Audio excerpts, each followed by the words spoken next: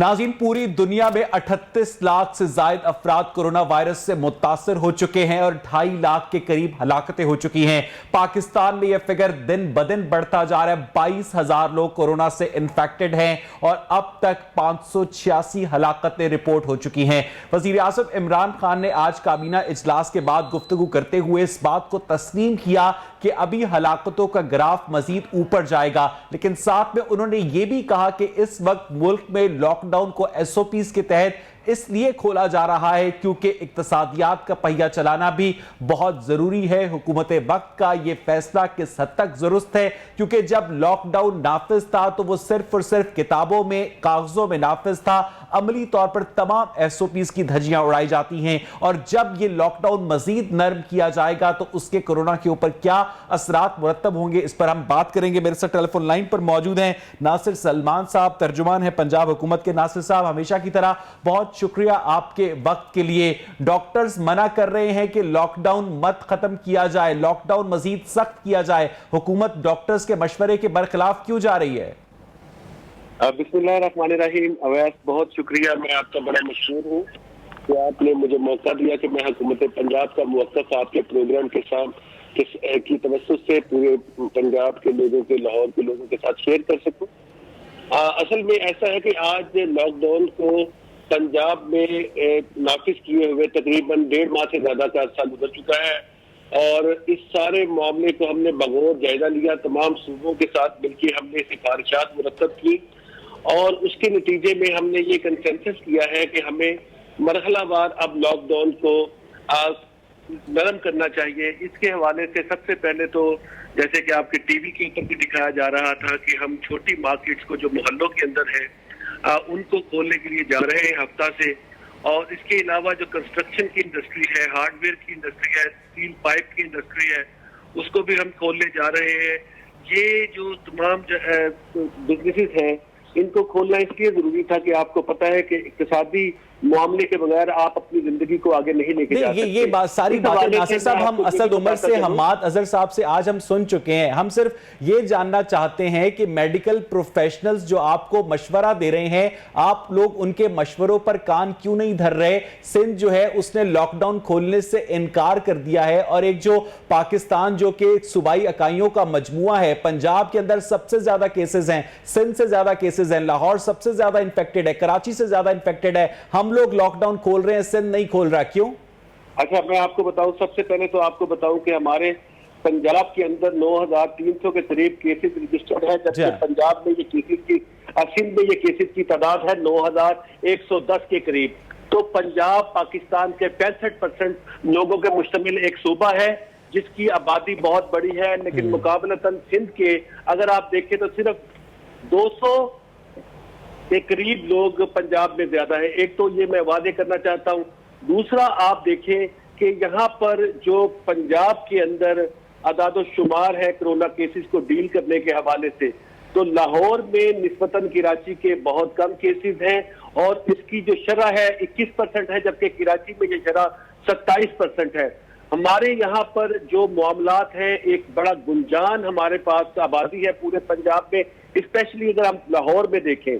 तमाम वसाइल के बावजूद मैं आपके साथ पहले भी बात करता चला आ रहा हूं कि हमने कोशिश की है कि साथ साथ इंसानी जिंदगी का पहिया चले। इसमें कोई शक नहीं है कि कोरोना वायरस के हवाले से जो रजिस्टर्ड केसेस हो रहे हैं, तो गुज़िश्ता 24 घंटों में 1600 के करीब नए केसेस रजिस्टर्ड किए गए हैं। उसके अलावा जो अमवात है तकरीबन 21 के करीब है। लेकिन मैं आपको बताऊं कि मोर्टेलिटी का ये रेट हमारा जनूबी एशिया में और इसके अलावा पूरी दुनिया के मुकाबले में बहुत कम है। मुझे ये बताइए नासिर साहब, वो जो इतलात आ रही थी कि वजीर आला पंजाब उस्मान बुज़दार होम क्वारंटीन की मंजूरी देने जा रहे हैं, अब उसकी मंजूरी हो गई है?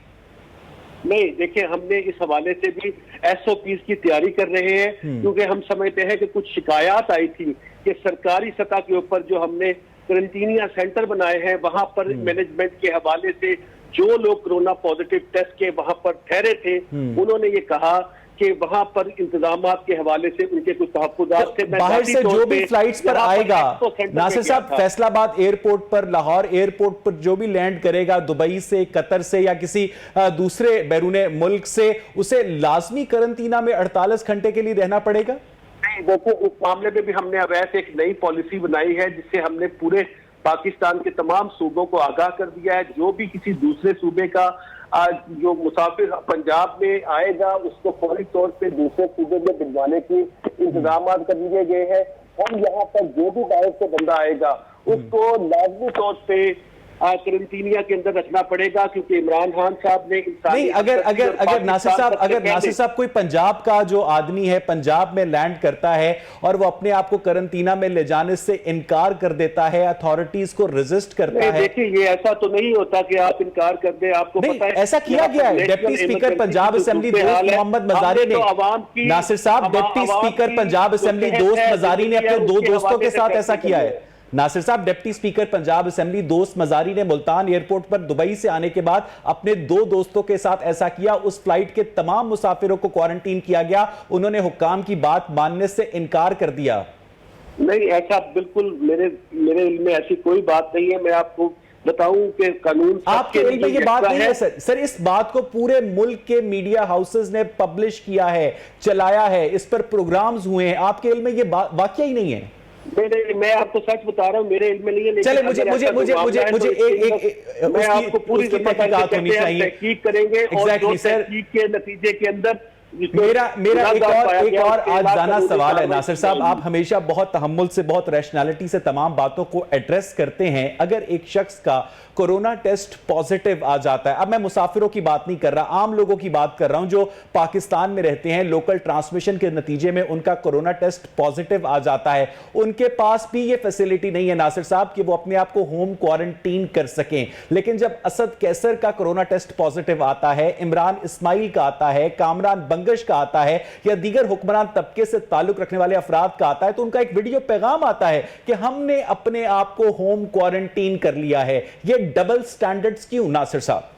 मैं आपको बताऊं कि आपने पहले भी एक मर्तबा मुझसे ये क्वेश्चन किया था। देखिए अवैध, पंजाब में इस तरह का कोई भी हमारे सामने ऐसा कोई मामला नहीं आया कि किसी हुकूमती ओहदेदार को कोरोना के हवाले से टेस्ट पॉजिटिव आया हो तो वो घर में बैठ के कहे कि मैं सेल्फ आइसोलेशन में नहीं। तो मेरा ये सवाल बकिया लोगों के हवाले से गलत है। कैसर साहब वो भी पंजाब की जुरिस्डिक्शन से बाहर हैं। जो गवर्नर सिंध की बात की है वो भी पंजाब की जुरिस्डिक्शन से बाहर है। इसका मतलब ये कि ये सवाल इनवैलिड हो जाता है? नहीं, इनवैलिड नहीं। मैं देखिए आपको तर्जुमानी करता हूं पंजाब के अंदर। लेकिन इससे पहले आप सिंध गवर्नमेंट के ऊपर कमेंट कर चुके हैं। हम इससे पहले हम सिंध गवर्नमेंट पर कमेंट कर चुके हैं सर। विफाक जो है, जो तहरीके इंसाफ है, वहां पर उसकी हुकूमत है। आप पाकिस्तान तहरीके इंसाफ के भी एक मेंबर हैं। पंजाब सिंध के अंदर तो हुकूमत नहीं है उनकी, और जो फेडरल गवर्नमेंट के अंदर एरिया है। मैं आपकी बातों से यह समझूं कि अगर पंजाब के अंदर किसी भी सूबाई काबीना के रुकन का या किसी भी हुक्मरान तबके से ताल्लुक रखने वाले शख्स का क्वारंटीन टेस्ट पॉजिटिव आएगा तो उसे कानून नाफिज करने वाले इदारे जबरदस्ती क्वारंटीन कर देंगे, उसे होम क्वारंटीन की इजाजत नहीं होगी। मैं आपको बताता चलूं इस हवाले से। आपको पता है हमारे एक बहुत मुअज़्ज़िज़ वजीर हैं जो कि अमेरिका से आए थे। उनका जो एसओपी के मुताबिक वो जब अमेरिका से वापस आए, जो हमारे हायर एजुकेशन के हैं राजा यासिर हमायूं, तो उनको लाहौर में एक होटल के अंदर क्वारंटीन किया गया, जो कि एसओपी के ऐन मुताबिक है। ये इस बात का सबूत है कि पंजाब बहुत में अच्छी बात है उनको किया गया, उनको बहुत अच्छी बात है किया गया। लेकिन जिस बंदे ने अपने सरकारी ओहदे का नाजायज फायदा उठाया, डिप्टी स्पीकर पंजाब असेंबली ने, उनके खिलाफ कोई कार्रवाई नहीं की गई। और हैरत की बात यह है कि आपके इल्म में भी यह वाकया नहीं है नासिर साहब। देखिए मैं आपको बताऊं कि इस हवाले से मैं आपको बिल्कुल जिम्मेदारी से कह रहा हूं कि असल में मेरे इल्म में वाकई नहीं है। लेकिन अगर इस तरह का कोई वाकया हुआ है तो हम उसकी तहकीक करेंगे, और जो भी इसमें जिम्मेदार पाया गया, आपको पूरी जिम्मेदारी से कहते हैं कि कानून उसके मुतालिक हरकत में आएगा और उसके खिलाफ कार्रवाई की जाएगी। अच्छा, मुझे ये बताइएगा नासिर साहब के कौन कौन से कारोबार ऐसे हैं जिन्हें पंजाब गवर्नमेंट लॉकडाउन में मरहबार खोलेगी? देखिए सबसे पहले तो आपको बताऊं कि आपको मालूम है कि जो हमारे फूड से रिलेटेड बिजनेस पे बेकरी, दूध दही की दुकान, सब्जी और फल फ्रूट की दुकान, इसको हमने खोला था। उसके बाद अब हमने नई जो लॉकडाउन में नरमी करने की तजवीजें की हैं हफ्ता से, वो ये है कि जो लोग स्पेयर पार्ट से मुंसलिका है, जो हार्डवेयर से मुंसलिका है, स्टील और प्लास्टिक के जो पाइप की इंडस्ट्री है, उसको भी हम खोलने जा रहे हैं। लेकिन इसके साथ ही साथ मैं बताता चलूं कि ये छोटी मार्केट है जहां पर कम रश होता है, उसको भी हम आवाम की भलाई के लिए खोलने जा रहे हैं। इसको आपने समझना है कि हम पूरी कोशिश कर रहे हैं कि आवाम सबसे पहले, आपको मालूम भी है, हम पहले भी बात करते रहे हैं, गुज़िश्ता 40 सालों के अंदर आवाम की वेलफेयर के लिए ऐसा काम नहीं किया गया जो आप हम पे इल्जाम लगा रहे हैं कि लोगों ने इसको हवा के अंदर उड़ा दिया। असल में संजीदगी के साथ जब रियासत आवाम के साथ प्यार करती है तो वो भी रियासत के कामात को मानते हैं। नहीं, मुझे ये बताइएगा नासिर साहब पेज के ऊपर है। ये प्यार है कि 8171 पर मैसेज करके अवाम हुकूमत से मांग रहे हैं और 6677 पे मैसेज करके हुकूमत अवाम से मांग रही है? नहीं, देखिए ये दो अहम बात है। मैं समझता हूं अगर आप मुझे टाइम दे तो मैं प्लीज आपके सामने बिल्कुल अच्छे अंदाज के अंदर वो कर सकता हूं, लोगों को एक्सप्लेन। देखिए 8171 से हमने लोगों का डाटा लिया, जिसको हमने नादरा के रिकॉर्ड के साथ चेक किया कि ये वो मुस्तहिक है जिसको हम 12,000 रुपए की रकम दे सकते हैं। इसके लिए हमने पटवारी, तहसीलदार और रेवेन्यू ऑफिसर की मदद हासिल की। उसके बाद हमने जब ये, आपको पता है पाकिस्तान में बहुत बड़ी आबादी है जो अनरजिस्टर्ड है, जिनके कारोबार रजिस्टर्ड नहीं है, जिनका डाटा पिछली हुकूमतों ने ना इकट्ठा किया, हमने 8171 में उनके साथ ये डाटा लेने के बाद ये लोग पैसे मांग रहे हैं ना बेसिकली, उनको दिया। और जहां तक दूसरी आप वो कह रहे हैं 6677 उसमें आपको बताना चाहता हूं, देखिए जो हमारे कारोबार है जो रजिस्टर्ड नहीं है, जिन लोगों का नुकसान हो गया है, हम चाहते हैं हम उनकी मदद करें। हम उनको ऑनलाइन वो हमारे पास आए, हमें बताए कि उनका कारोबार कैसा है, वो रजिस्टर्ड होने के बाद ही हम एलिवेट कर सकते हैं कि इसको कितने पैसे मिलेंगे तो इसके कारोबार का पहिया चलेगा। बहुत शुक्रिया नासिर साहब, आपने बड़ी बड़ी तफसील के साथ इस बात को एक्सप्लेन किया। मेरे पास वक्त कम है, आगे बढ़ते हुए आज विफाकी वजीर तालीम शफकत महमूद ने एक ऐसा पॉलिसी स्टेटमेंट इशू किया विफाकी काबीना के इजलास के बाद वजीर आजम की मौजूदगी में, जो कि उनकी जुरिस्डिक्शन में नहीं आता। इसलिए नहीं आता कि तालीम जो है 18वीं तरमीम के बाद अब सूबों का मैटर है।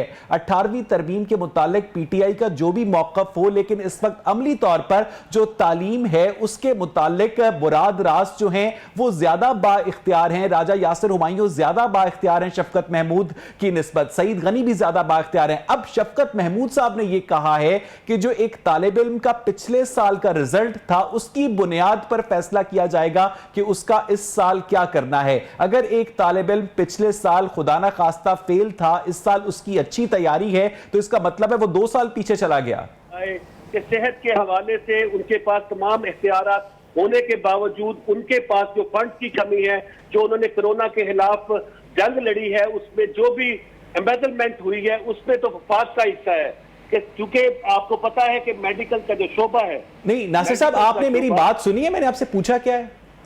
जी मैं यही कहना चाह रहा हूं। मैंने आपसे तालीम के मुतालिक सवाल किया है। जी हाँ, इसी तरह से कि जो एक बच्चा पिछले साल जो फेल हो गया था, इस साल अगर उसी की बुनियाद पर फैसला होगा उसके रिजल्ट का। जी प्लीज टाइम दे। मैं आपको बताना चाहता हूं, आपने सिंध हुकूमत का नाम लिया है, मैं आपको बताऊं पिछले दिनों में अब आप सिंध हुकूमत पे कमेंट करेंगे। आपने बड़ा वावेला किया था कि इन्होंने हमारे साथ ताउन नहीं किया। 18वीं तरमीम के मुताबिक जो मेडिकल का शोबा है, जो सेहत का शोबा है, वो आपने अभी कहा कि एजुकेशन के शोबे की तरह सूबों के पास है। लेकिन आपने मुझसे सवाल किया है कि आज वफाकी वजीर तालीम ने लोगों को ये बताया है कि जो लोग 10वीं का इम्तहान दे रहे हैं, 11वीं का इम्तहान दे रहे हैं, उनको पिछले साल की कारकर्दगी को सामने रख के प्रमोट कर दिया जाएगा। मैं आपको बताऊं ये एक गाइडलाइन है, सूबों की मर्जी है कि इस पे अमल करें, क्योंकि हमने ये गाइडलाइन भी हो। Does this guideline make sense? नहीं देखिए मैं आपको बताऊं, क्या ये गाइडलाइन जो है ये समझ में आती है आपको? आपको बताना ये चाहता हूं कि ये सिफारिशात हमने सूबों की मुशावरात से की है। इसका मतलब है ये होने जा रहा है। इसका अगर ये सूबों की मुशावरत से हुई है तो ये और ज्यादा खतरनाक बात है। इसका मतलब ये गाइडलाइन नहीं है, ये एक वाज़ेह पॉलिसी है। ऐलान वहां पर किया है, इसका बाकायदा से नोटिफिकेशन होगा।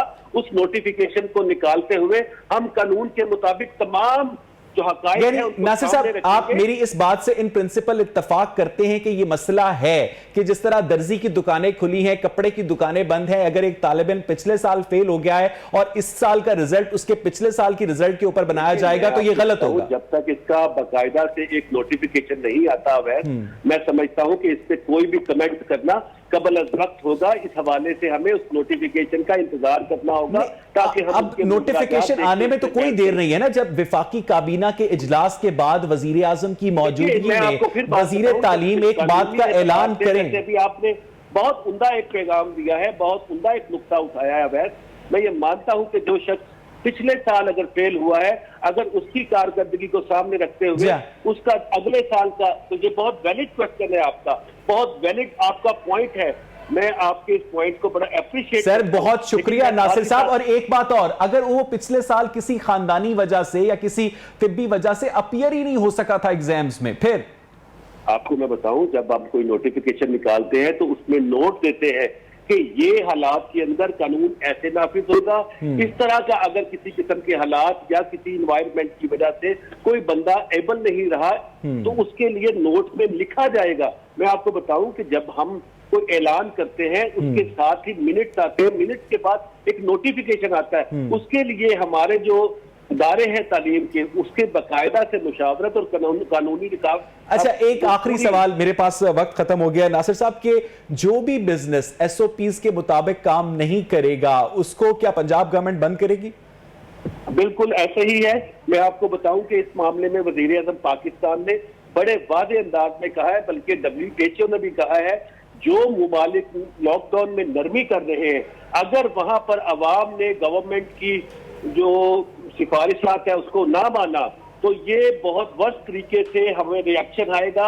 आपको पता है कि नहीं, उसके लिए नासिर साहब आपके पास कोई लेजिस्लेशन मौजूद है? अगर एक बिजनेस जो है, देखिए इस हवाले से तो हम मुशावरत कर रहे हैं। अगर हम मुशावरत के बगैर कोई काम करेंगे तो डेफिनेटली वो गैर कानूनी होगा। मैं आपको वैसे बता। अच्छा नासिर साहब, मैंने भी कल एक गैर कानूनी काम किया, मैं इकरार करना चाहता हूं, और सिर्फ ये बताने के लिए कि किस तरह से लोग जो हैं वो कवानीन को बाईपास करते हैं। मुझे कल सिगरेट लेने थे, मैं मार्केट में गया, दुकान बंद थी, मुझे एक आदमी ने कहा सिगरेट चाहिए, वो उसी दुकान के बाहर बैठा था अलहदा से डब्बा लगाकर, और लोग जो थे उससे सिगरेट ले रहे थे। नासिर साहब, ये क्या है? देखिए मैं आपको बताऊं, ये अहलाकियात का बहरान है। जलालुद्दीन रूमी ने कहा कि पूरी दुनिया में सबसे जो बड़ा बहरान है वो अहलाकियात का होता है। देखिए हमने पूरी जिम्मेदारी से कोशिश की है, हम हर बंदे के पीछे पुलिस अवैध नहीं लग सकती, ना ही पाकिस्तान के पास ऐसे रिसोर्सेज है कि वो हर बंदा जो बाहर निकला है, जो घर के अंदर बैठा है, उसके पीछे वो पुलिस लगा दे। लेकिन मैं आपको जिम्मेदारी से कहता हूं कि हम जो SOPs बना रहे हैं इसके हवाले से हमने दुनिया के बेहतरीन। अच्छा, आप बिल्कुल सही कह रहे हैं नासिर साहब, मुझे आपसे बात खत्म करनी थी, लेकिन आप वाकई बहुत सेंसिबल आपने ये नुक्ता उठाया है कि पूरी दुनिया में पुलिस वाले उस चीज को कवर नहीं कर सकते। सर, यहां पर हमारी स्पेशल ब्रांच आती है, यहां पर हमारी CIA आती है जो सादा कपड़ों में चीजों को ऑब्जर्व करते हैं। अगर एक मार्केट में एक बंदा भी उस महकमे का गुजर जाएगा तो उसे पता चल जाएगा कि यहां पर लॉकडाउन पर असल में अमल नहीं हो रहा। ऐसी कोई रिपोर्ट आप तक नहीं पहुंची नासिर साहब? देखिए मैं आपको बताऊंगा, मुझे बिल्कुल थोड़ा सा टाइम दीजिएगा। 1951 में लाहौर की आबादी 10 लाख से कम थी। जरा प्लीज ये जरा सुनिएगा, प्लीज जरा सुनिएगा। मैं इसका पस मंजर से आगाह करना जरूरी समझता हूँ। जी मैं सुन रहा हूँ। देखिए लाहौर शहर की 1951 के अंदर आबादी 10 लाख से कम थी। आज लाहौर की आबादी 1.25 करोड़ से भी ज्यादा है। आप मुझे बताएं कि हमारे वसाइल इतनी बड़ी आबादी को कवर करने के लिए, उनको सर्विसेज देने के लिए हमारा इंफ्रास्ट्रक्चर बिल्कुल रेडी नहीं है। हमें कई चीजों को प्रायोरिटाइज करना पड़ता है, कई को सेकंड स्टेज पे लेके आना पड़ता है। कई ऐसे एरियाज हैं जहां पर हमारा सर्विस सिस्टम बिल्कुल काम नहीं कर रहा है। इनको हम 1.5 साल के अंदर पूरी ताकत से बिल्कुल ठीक नहीं कर। और आखिरी सवाल नासिर साहब, जब यकुम रमजान को सदर मुमलिकत आरिफ अलवी ने उलमा के साथ जो 20 नुकात की मंजूरी दी थी, उन 20 नुकात पर अमल दरामद नहीं हो रहा। मसाजिद में लोग कांधे के साथ कांधा मिलाकर खड़े हैं। बादशाही मस्जिद लाहौर की नमाज तरावी जो टेलीविजन पर लाइव कट की जाती है उसमें कारपेट नजर आ रहे हैं, 6 फीट का फासला भी नहीं है। पंजाब गवर्नमेंट भी खामोश है, क्यों? नहीं, देखिए इस हवाले से आपको बताऊं, क्या आपको पता है कि पाकिस्तान की अक्सरियत का मजहब है इस्लाम और मसाजिद के अंदर से इसकी तबलीग की जाती है। हमने जो SOP की इनकी बाहमी मशावरत के साथ की, उसके लिए उन पर अमल नहीं हो रहा, उन पर अमल नहीं हो रहा के वसीतर मुफाद में उनकी सेहत के हवाले से पूरी जिम्मेदारी से। ईमान का मतलब ही यकीन है, यकीन का मतलब है किसी के साथ वादे की पासदारी करना। अगर कोई इस वादे को तोड़ता है, अपने अहद को तोड़ता है, तो हुकूमत उसे बद्दुआ देगी। इसकी बड़ी शदीद मजम्मत है, हुकूमत उसे बद्दुआ देगी। मुजरम है जो कि वो हुकूमत का मुजरिम नहीं है, SOPs तोड़कर वो अल्लाह का मुजरिम है और आपका उससे कोई लेना देना नहीं। नहीं नहीं नहीं नहीं, ये बात नहीं है। मैं आपको बताना ये चाहता हूं कि देखिए, मसाजिद की सेंसिटिविटी को सामने रखते हुए खाना काबा के अंदर, मस्जिद नबवी के अंदर अभी तक वो उसकी रौनकें बहाल नहीं हुई। ठीक है, बहुत बहुत शुक्रिया नासिर सलमान आपके कीमती वक्त के लिए। उन्होंने इस बात का वाज़ेह जवाब देने से गुरेज किया कि सदर मुमलिकत आरिफ अलवी ने उलमा कराम के साथ मिलकर जो 20 नुकात मंजूर किए थे इबादत गाहों के लिए, अगर उन इबादत गाहों में उन 20 नुकात पर अमल दरामद नहीं हो रहा तो गवर्नमेंट ऑफ पाकिस्तान, वफाकी हुकूमत, सूबाई हुकूमत खामोश क्यों है? इस वक्त टेलीफोन लाइन पर मेरे साथ प्रोफेसर रफाकत अली अकबर साहब मौजूद हैं, माहिर तालीम हैं। प्रोफेसर रफाकत साहब, बहुत बहुत शुक्रिया आपकी आमद का इस शो में हमें टेलीफोन लाइन पर ज्वाइन करने के लिए। ये बताइएगा कि कोविड-19 एक बहुत अनहोनी सिचुएशन है, यकीनन आपकी जिंदगी में शायद इससे पहले इतनी बड़ी वबा नहीं गुजरी होगी, हमारी जिंदगियों में भी नहीं आई। इस वबा ने निज़ाम तालीम को, तालिब इल्मों को किस तरह मुतासर किया है? बिस्मिल्लाहिर्रहमानिर्रहीम। बुनियादी तौर पे आपका बड़ा सवाल और कंसर्न आप जो शो कर रहे हैं इन हालात के अंदर, सबसे पहला मसला तो ये है कि ये कोरोना वायरस जो है बच्चों पर इसके 3 तरह के असरात हैं। एक असर उनके तालीमी असरात हैं जिनको हम एकेडमिक इफेक्ट कहते हैं, दूसरा उन पर साइकोलॉजिकल असरात हैं, नफ्सियाती, और तीसरे उन पर सोशियोलॉजिकल मुआशरती असरात हैं। इसलिए कि हर बच्चा किसी खानदान से जुड़ा हुआ है और खानदान के अंदर बच्चों से तवक्कुआत की जाती हैं कि वो इम्तहान के अंदर बेहतर परफॉर्म करके अपने मुस्तकबिल की राहें मुतय्यन करें।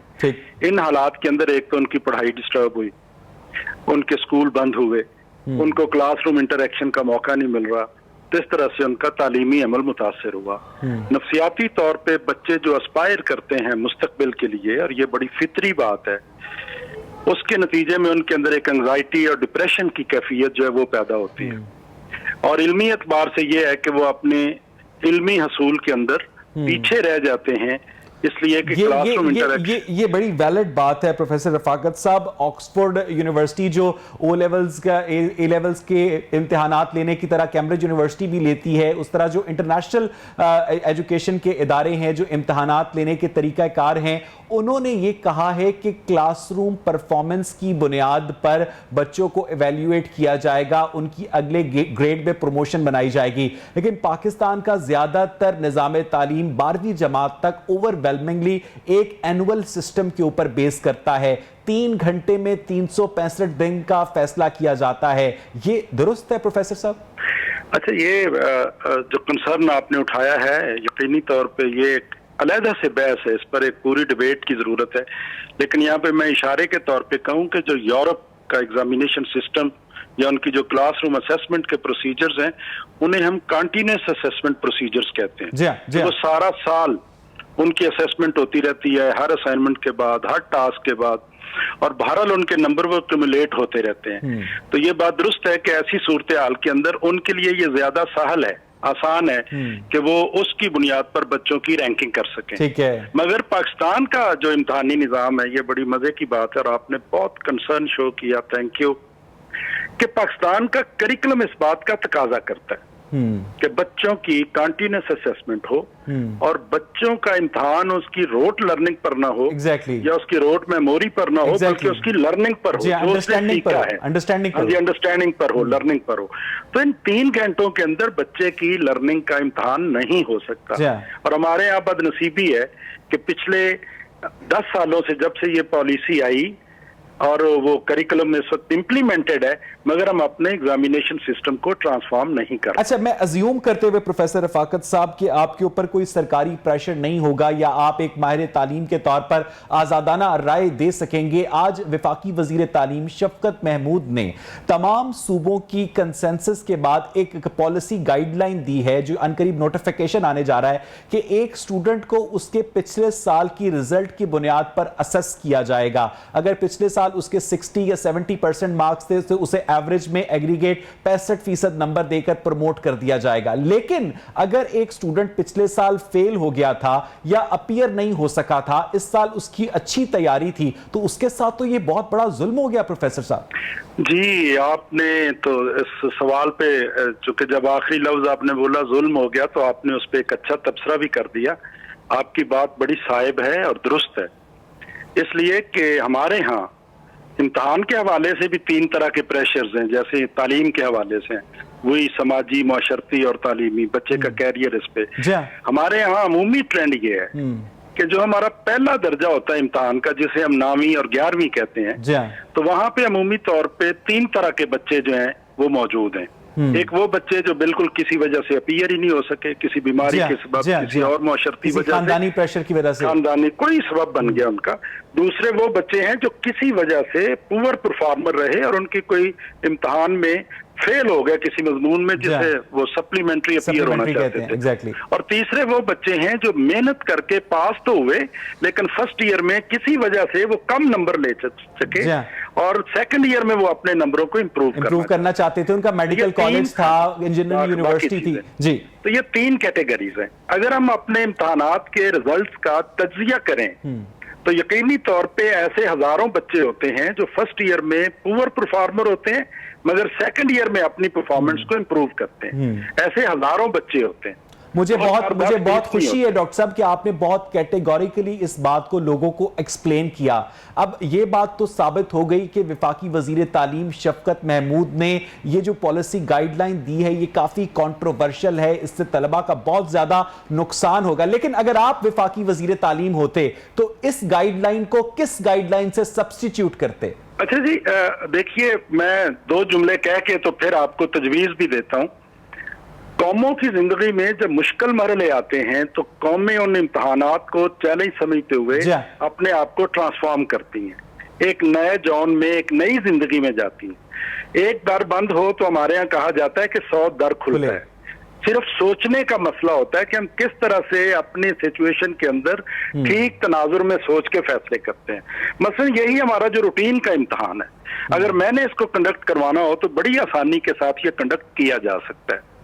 सोशल डिस्टेंसिंग जो बेसिक प्रिंसिपल है कोरोना वायरस के लिए, तो आप बच्चों को बिठाने के लिए सेंटर्स की तादाद बढ़ा दें, इन्विजिलेशन स्टाफ की तादाद बढ़ा दें। सर, ऐसा क्या इंडिया कर रहा है? ऐसा क्या बांग्लादेश कर रहा है? ऐसा क्या पाकिस्तान नहीं कर रहा? मुझे इजाजत दीजिए, दुनिया के अंदर ऐसी प्रैक्टिस हो चुकी। दुनिया ने इस कोरोना वायरस के अंदर इम्तहान लिए हैं और उन्होंने सोशल डिस्टेंसिंग करके हजारों लोगों के इम्तहान लिए हैं, 2, 4, 10, 20 के नहीं। इस तरह की प्रैक्टिस हुई हैं कि बच्चे मास्क पहन के आए, सैनिटाइज करके आए और उनको 1 मीटर कहां प्रोफेसर साहब कमरा इम्तहान में आए। किन ममालिक में हुआ है ये मसलन हांगकांग के अंदर एक बहुत बड़ा इम्तहान उन्होंने कंडक्ट किया है आला सानवी सतह के बच्चों के लिए। सर, आपको पता है कि हांगकांग जो है वो चाइना का स्पेशली एडमिनिस्ट्रेड रीजन है। 1998 तक ये बर्तानिया के पास था। 1998 में एक बड़ी तकरीब हुई, 1997 में, जिसके बाद ये वापस चीन के हवाले किया गया। चीन की गवर्नमेंट ने जिस तरह से फाइट किया है कोविड-19 को, हमारे इंतजामात क्या उसके अशरे अशीर भी हैं? जी, ये एक मसला जो आपने बयान किया कि हम इंतजामात नहीं कर सकते। अगर कोई शख्स ये कहे कि चीजें नामुमकिन हैं तो ये नामौजू बात है। बहुत बहुत शुक्रिया प्रोफेसर साहब। मेरे पास वक्त होता तो मैं आपसे ज्यादा बात करता। नाज़रीन, मुझे यहाँ पर एक ब्रेक लेनी है और जब हम ब्रेक से वापस आएंगे तो कोविड-19 के हवाले से अपनी डिस्कशन का सिलसिला आगे बढ़ाएंगे। Stay with us.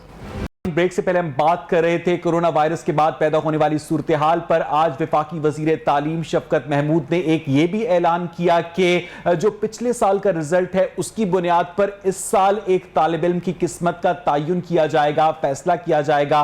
उसके साथ साथ आज वफाकी काबीना के इजलास के बाद 15 जुलाई तक तालीमी इदारों को बंद रखने का ऐलान किया गया।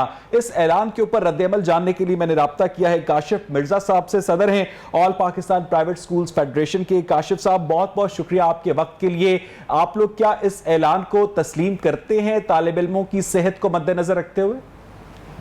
देखिए जी, पहली बात तो ये है कि हमने हमेशा कानून का एहतराम किया और अब भी हम करते हैं, लेकिन जहां आप मशावरत का अमल बंद कर देंगे और बादशाही अंदाज इख्तियार करेंगे और जो दिल में आता है फैसले कर लेंगे, तो उसमें उसकी ग्राउंड रियलिटीज देखी जाती हैं कि क्या ये इस पे अमल दरामद करना किसी तरह से भी फिजिबल है या नहीं। सवाल ये है कि इस वक्त हमारे बलोचिस्तान के अंदर सूरत हाल ये है कि 6 मास हो गए हैं, वहां तो दिसंबर से स्कूल बंद है, जबकि बाकी कंट्रीज में सिंध में और जो है वो फरवरी से बंद है और रेस्ट ऑफ पाकिस्तान जो बाकी सारा है वो मार्च से बंद है। अब सवाल ये पैदा होता है कि हमारा 15 लाख जो टीचर है जो इस वक्त बेरोजगार होने के खतरे से दो चार है, हमारे जो एडमिनिस्ट्रेटिव ऑफिस हैं वो बंद हैं, हम किसी से राब्ता नहीं कर सकते, हम बच्चों को ऑनलाइन सर्विस देना चाहते हैं, तालीम देना चाहते हैं, लेकिन चूंकि ऑफिस बंद हैं हमने हाई कोर्ट से जाके इस्तदा की और हमें वहां उनके हाई कोर्ट के हुक्म के ऊपर जो गवर्नमेंट जिसने महज 5 दिन के लिए दरवाजा खोलने की इजाजत दी और उसमें जितने लोगों को हम तनख्वाहें दे सकते थे दी। लेकिन अब सवाल ये है कि जो 3-3, 4-4 माह से लोग बेरोजगार बैठे हैं और फिर हमारे जो तालीमी अदारे हैं वो 2 लाख से ज्यादा बिल्डिंग हैं, उनके रेंट जा रहे हैं, फिर वो जो हमें तो कोई रिलीफ नहीं मिल रहा, लेकिन ये तमाम इखराजात उसी तरीके से मौजूद हैं। लेकिन काशिफ साहब, आपकी ये सारी बातें ठीक है, लेकिन क्या भारत के अंदर श्रीलंका, बांग्लादेश, अफगानिस्तान, मंगोलिया, किर्गिस्तान, काजाकिस्तान में इस तरह से स्कूल्स खुल गए हैं जैसा कि आप मुतालबा कर रहे हैं?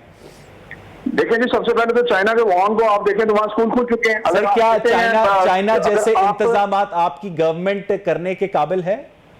क्या चाइना वाले जो हालात हैं वो हमारे मुल्क के हैं? हमारे मुल्क में अगर आपके बाजार खुल सकते हैं, आपके मंडियां खुल सकती हैं, आपकी दुकानें खुल सकती हैं, तो क्या सिर्फ कोरोना जो आया है ये सिर्फ तालीमी अदारों के लिए और मसाजिद के लिए आया है? क्या सब कुछ जो फैलना है वो तालीमी अदारे और मसाजिद के लिए फैलना है? ईरान जो है तालीमी अदारे खुल गए हैं, स्पेन में तालीमी अदारे खुल गए हैं, तो आप अगर इन कंट्रीज में जहां उन्होंने तबाही इंतहाई फैलाई है अगर वहां SOPs का एहतराम किया गया है तो क्या हम लोग नहीं कर सकते? नहीं, तो क्या मेडिकल प्रोफेशनल्स, काशिफ मिर्जा साहब, आपने कहा कि हुकूमत ने इस फैसले में आप लोगों से मुशावरत नहीं की, क्या एक अवामी तौर पर मुंतखब करदा हुकूमत इस तरह का फैसला करने से पहले आपके साथ मुशावरत की पाबंद है?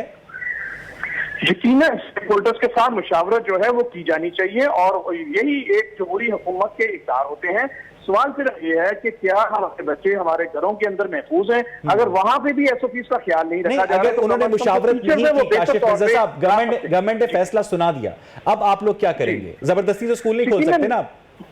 यकीनन हम अपना कानूनी राह जो है क्या वो इस्तेमाल करेंगे, एक्सरसाइज करेंगे। गवर्नमेंट ने तो पहले भी हमारे जो एडमिनिस्ट्रेटिव ऑफिस बंद रखे थे तो हमें अदालतों से रिलीफ मिला था, हम अदालतों से सुधार करेंगे, हम चीफ जस्टिस से सुधार करेंगे कि खुदारा आप इसके अंदर जो है वो इसमें लेकिन काशिफ मिर्जा साहब, अदलिया ने चाहे इस्लामाबाद हाई कोर्ट हो, लाहौर हाई कोर्ट हो या इवन सुप्रीम कोर्ट हो, अब तक जितने भी मामलात एडमिनिस्ट्रेटिव मामलात देखे गए हैं कोविड-19 के सिलसिले में, उसमें अदलिया ने गवर्नमेंट के मामलात को सपोर्ट किया है। जब वालिदैन गए थे कि चाइना से हमारे बच्चों को लाया जाए तो अदलिया ने कहा था कि यह मामला हुकूमत वक्त देखेगी। अब यह हुकूमत वक्त ने फैसला किया है कि 15 जुलाई तक स्कूल बंद रहेंगे। देखिए जी, कानून और आइन के मुताबिक तो जो डिस्क्रिमिनेशन है किसी भी जगह के ऊपर उसको कानून जरूर एक्सरसाइज अपनी पावर करता है और यही वजह है कि जब सिंध के अंदर ये चीजें आई हैं तो अभी आपने देखा सिंध में भी जो डबल बेंच है उसने स्टे ऑर्डर भी दिए उन अहकामात के ऊपर जो कि इवन के कैबिनेट से भी पास हुए थे क्योंकि वो डिस्क्रिमिनेटरी था। और ये हाल जो है वो पंजाब में भी हमने पिंडी में भी जो है रिट की हुई है और उसको चैलेंज किया। यकीनन इस फैसले में भी क्योंकि मुशावरत नहीं और डिस्क्रिमिनेटरी है कि आप एक ऐसे शोबे को जो जिसमें कोई ऐसा इफेक्ट भी उसका नहीं है, जो ज्यादा जिम्मेदार शोबा है, आप उसको पाबंद कर रहे हो, 6-6 माह से आप उसको बंद रख रहे हो, जबकि वो अदारे वो फील्ड जहां पे इन चीजों का ख्याल SOPs का नहीं रखा गया, मार्केटें आज तो फिर तो SOPs का नाम लेकर काशिफ मिर्जा साहब पाकिस्तान की हर चीज खोल देनी चाहिए। यकीनन अगर आप लोग समझते हैं कि जिन एरियाज में आपको क्लियरेंस है, जहां पे ऐसी जो शरह है वहां पे नहीं हुई, तो उसको खोलना चाहिए, क्योंकि आप ताकि वहां भी हो जाए। 2 करोड़ से ज्यादा इस वक्त तक बेरोजगार हो चुके हैं। वो इतने लोग तो आपके इस पेंडेमिक से न मुतासर नहीं हुए जितना आपकी बेरोजगारी से मुतासर हो रहे हैं। उनके घरों के चूल्हे बंद हैं। आपको काशिफ मिर्जा साहब पता है कि पूरी दुनिया में 2 अरब लोग बेरोजगार हुए हैं, बड़ी बड़ी कंपनीज दिवालिया हो गई हैं, उसके बावजूद वो कंपनीज वहां की ताकतवर अमीर हुकूमतें नहीं खोल रही। क्यों नहीं खोल रही? उसकी वजह कोरोना है। इसकी वजह और भी बहुत कुछ है। तारीख यकीनन इसको रकम करेगी कि इसकी वजूहत भी बहुत कुछ थी। हम बहुत सी चीजें ऐसी देखते हैं जिसकी तारीख और हकीकत जो है आने वाला वक्त साबित करता है। लेकिन एक बात बहुत वाज़ेह है कि इस वक्त जो पाकिस्तान की और जो इस रीजन के अंदर सिचुएशन है, ये वैसी नहीं है जो बाकी कंट्रीज में आई। अगर बाकी कंट्रीज में तबाही ज्यादा आने के बावजूद उन्होंने अपनी कौम को तैयार किया, तो ये तो हमारे वक्त के जो बादशाह हैं इनको चाहिए था कि ये इसके इकदाम करते। कितना वक्त इनको चाहिए? आपको नवंबर से पता है कि नवंबर से ये पेंडेमिक फैला, नवंबर से लेकर आज तक कौन से ऐसे इकदाम इन्होंने किए कि आप ये कह दें कि आज हमारे बाजार, हमारे दरवाजे, हमारे। अच्छा, आखिरी बात काशिफ मिर्जा साहब, आप लोग कोर्ट में जाएंगे इस डिसीजन के अगेंस्ट? यकीनी तौर पर इसमें मुशावरत का अमल जारी है, क्योंकि हम इसको फैसले को मुस्तरद कर चुके हैं। यकीनन हम अपना जो कानूनी बहुत शुक्रिया काशिफ मिर्जा साहब आपके कीमती वक्त के लिए। उनका ये कहना था कि गवर्नमेंट ने जो 15 जुलाई तक स्कूल्स बंद रखने का फैसला किया है, हम इस फैसले को मुस्तरद करते हैं। मुझे यहां पर एक ब्रेक लेनी है। Stay with us. Welcome back नाज़रीन। वज़ीर आज़म इमरान खान ने हफ्ते के दिन से लॉकडाउन में जिस खात्मे का ऐलान किया है, बतदरीज कारोबार खोले जाएंगे, इस हवाले से रिएक्शन जानने के लिए हमने रब्ता किया मोहतरम नईम मीर साहब से। मरकजी जनरल सेक्रेटरी हैं अंजुमन ताजरान के। नईम साहब, अब तो आप बहुत खुश होंगे, आपके मुतालबात मान लिए गवर्नमेंट ने, लॉकडाउन उठा दिया। देखें जी, मैं समझता हूं कि ये एक आसान इक़दाम है और अब तो हमें और भी जिम्मेदार होना है और हमें जो हुकूमत SOPs बना के हमें देगी, हमें उन SOPs पर अमल दरामद करना है और अपना रोल अदा करना है कि ना हम बीमार हों, ना हमारी फैमिलीज, ना हमारे मुलाजमीन और ना हमारी वजह से कौम के अंदर ये कोरोना फैले। तो अब तो मेरा ख्याल है कि हमारी और भी हम पर जिम्मेदारी आयद हो गई। अच्छा नईम साहब, ये जो कैश ट्रांजैक्शंस होती हैं और करेंसी नोट्स जो एक हाथ से दूसरे हाथ पे मुंतकिल होते हैं और पाकिस्तान की ज्यादातर इकोनॉमी इन्हीं करेंसी नोट्स के गिर्द रिवॉल्व करती है, इनको इन्फेक्शन से किस तरह बचाया जाए, कुछ सोचा है आपने? देखें जी, पहली बात तो ये है कि करेंसी नोटों को जब आप गिनते हैं तो आप अपनी जुबान और लुआब का इस्तेमाल, जी हाँ, बाकायदा थूक लगाते हैं लोग। हाँ, थूक लगाते हैं। तो एक तो पहला तो इसमें SOP और पहली एहतियात, और वैसे भी थूक लगा जाते हैं। हाँ, और दूसरी बात यह है कि जब कोई सौदा आपसे खरीदता है, कोई सामान खरीदता है, तो गाहक को भी अब ये चाहिए कि वो कोशिश करे कि अगर उसने 800 रुपए की खरीदारी की है तो 200 वापस देने के बजाय 200 की कोई और चीज खरीद ले। तो इसी तरह ताकि उसे चेंज वापस करना ना पड़े, तो ताकि वो लेना देना पैसों का कम से कम हो। प्लास्टिक मनी को रवाज दिया जा सकता है, डेबिट कार्ड को रवाज दिया जा सकता है। तो यही कुछ ऐसे तरीके हैं जिसकी बुना पर इस SOP को इख्तियार किया जा सकता है।